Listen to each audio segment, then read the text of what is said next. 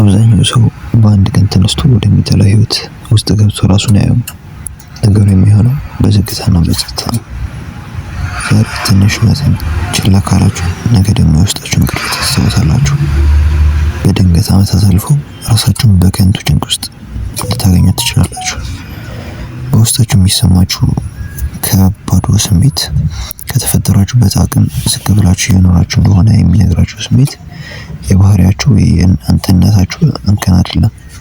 ሊታፈን የሚገባውን በሽታ ሆነ አይደለም፣ ግን ከመንፈሳችሁ የሚወጣ የሆነ ጥልቅ የሆነ ጥሪ ነው። ያ ደግሞ ያልኖራችሁት ህይወት በደል የሚፈጥረው የነፍስ ሸክም ነው። አሁን የምንኖርበት ዘመን ለጊዜው ምቾት በጣም ያደላ ነው፣ ወይም ኮምፎርት ዞን ላይ ለመኖር ማለት ነው። የውስጥ ጭንቀት ሲፈጠርብን አይምሮአችንን ማደንዘዝ ወይም ከእውነቱ ማሻሽ እንፈልጋለን። ነገር ግን ካርል ዩንግ እንዳለው የነፍስ ስቃይ በውስጡ ታላቅ ጥበብን የያዘ ነገር ነው።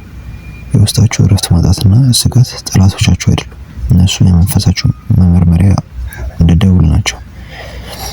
ቪክቶር ፍራንክል እንደተናገረው ሰው በህይወት ውስጥ ትርጉም ካገኘ ማንኛውም መከራ የመሸከም አቅም አለው። በውስጣችሁ ባዶነት ሲሰማችሁ አእምሯችሁ እየነገራችሁ ያለው አሁን እየኖራችሁት ያለው ህይወት ለእናንተ አቅም እጅግ እንደጠበበ ነው። እውነተኛ እድገት የሚመጣው ፍርሃት እያለ እንኳን መራመድን ስንማር ነው። ያ የሚሰማን እረፍት መምጣት መንገዱን የዘጋብን ድንጋይ ሳይሆን ያው እረፍት ማጣቱ ራሱ የመንገዱ አንድ አካል ነው። ታዲያ ህይወትን እንደገና እንዴት ነው መገንባት የምንችለው? አብርሃም ማስሎው ለሰው ልጅ ራስን የመግለጽ ጥማት ሲናገር በጣም ተወዶለት ነበር። ነገር ግን ሰዎች የህይወት ዓላማ እንደጠፋ ቁልፍ በድንገት መንገድ ላይ የሚገኝ ይመስላቸዋል። ግን እውነቱ ዓላማ ከተግባር በኋላ የሚመጣ ፍሬ ነው። የሚገነባው በማይቋረጥ ጥረት ነው። ስሜታችሁ እስኪነሳ አትጠብቁ፣ መስራት መጀመር አለብን። ምክንያቱም ስሜቱ የሚመጣው ከመጀመሩ ጋር ተያይዞ ነው። መልካም ልምዶችን ማለት በእውነተኛው ማንነታችንና በምንመኘው ስብዕና መካከል ያለው ዋናው ድልድይ ነው።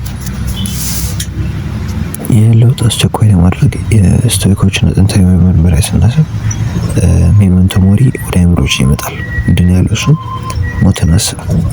ስለ ሞት ማሰብ ወይም ስለ ሞት አሁን ሳወራ ጨለምተኛ ልመስላችሁ ይችላል፣ ግን እዚህ ምድር ላይ የምንቆይበት ጊዜ የተወሰነ መሆኑን ስናውቅ የያዝናቸው ጥቃቅን ስጋቶች እንደ ጭስ ነው የሚበታተኑት።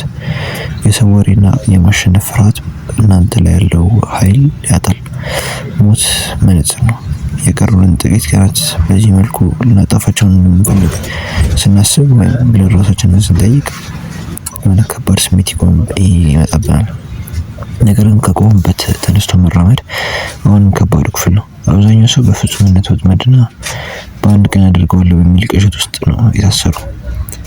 ፍጹምነትን መፈለግ ወይም ፐርፌክሽናሊዝም መፈለግ የተራቀቀ የፍርሃት አይነት ነው። እንዳልተሸነፋችሁ ለማስመሰል ራሳችሁን በምኞት ዓለም ውስጥ እንድታስቀሩ ያደርጋችኋል። ነገር ግን በእውነተኛው ዓለም የተራመዳችሁት ትንሽ እርምጃ በአእምሯችሁ ውስጥ ብቻ ካለው ፍጹም እቅድ ይበልጣል። መፍትሄው የመግቢያውን በር ማንሳት ነው። በአንድ ጀንበር ሙሉ ህይወታችንን ለመለወጥ መሞከር የለብንም። አንዳንድ ገጽ መጻፍ ሊሆን ይችላል፣ 5 ደቂቃ መራመድ ሊሆን ይችላል፣ 2 ገጽ ማንበብ ሊሆን ይችላል። ዋናው ነገር የተግባሩ ወይ የምንሰራው ነገር እውነቱ ኳንቲቲው ወይ ትልቅነቱ ሳይሆን የራሳችንን ቃል አክባሪ ማድረጋችን ነው። ለውጥ የረጅም ጊዜ ጉዞ ነው። በአንድ ቀን የምናደርገው ጥረት ፍሬው አይታይም። ነገር ግን በወራትና በዓመታት ሲደጋገም ጥቃቅን ምርጫዎች ተሰባስበው ሌላ ማንነትን ይፈጥራሉ። በዚህ ጊዜ ራሳችንን ባለንበት ሁኔታ ሙሉ በሙሉ ህይወታችንን የምናስመልስበት ጊዜ ሙሉ ዝግጁ እንደሆነ ሲሰማን ሳይሆን ዝግጁነት በተግባር ውስጥ የሚፈጠር ተግባር በፊት የሚመጣ ነገር አይደለም። ዛሬ ለራሳችን ጥቃቅን ቃሎችን መግባት መቻል አለብን።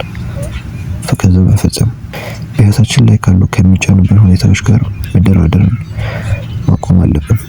እስክሪብቶን አንስተን ቀጣዮችን ምዕራፍ መጻፍ መጀመር አለብን። አመሰግናለሁ።